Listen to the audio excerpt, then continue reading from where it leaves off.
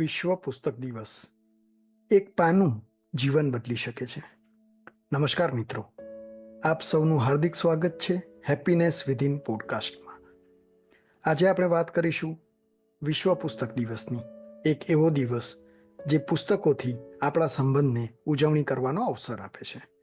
શું તમે ક્યારેય કોઈ પુસ્તક વાંચીને એવું અનુભવ્યું છે કે જાણે એ પુસ્તકે તમારા જીવનની દિશા જ બદલી નાખી હોય? પુસ્તકો માત્ર પાના નથી હોતા, એ તો વિચારોના દરવાજા હોય છે. ક્યારેક એક શબ્દ, એક વાક્ય કે એક પુસ્તક આપણા મનને સ્પર્શી જાય છે. વિશ્વ પુસ્તક દિવસ એ યાદ અપાવે છે કે વાંચન એ આત્માનો આહાર છે.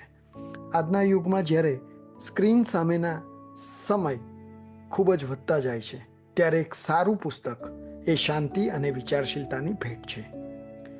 મને યાદ આવે છે જ્યારે મેં મારું પહેલું પુસ્તક કર્મના સિદ્ધાંતો વાંચ્યું. એ પછી તો વાંચન જીવનનો એક અતૂટ ભાગ બની ગયો. ગાંધીજી હોય કે ટાગોર, પ્રેમચંદ હોય કે હીરાભાઈ ઠક્કર, દરેક લેખકે જીવનને નવો દ્રષ્ટિકોણ આપ્યો છે.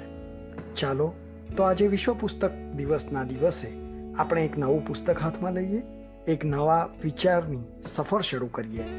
કેમ કે કોઈક વાર એવું બને છે કે એક પુસ્તક સાચા મિત્ર જેવું બની જાય છે, શાંત પણ ઉપસ્થિત. આજ માટે આટલું જ. વાંચતા રહો, વિચારતા રહો અને જીવનને ઊંડાણ આપતા રહો.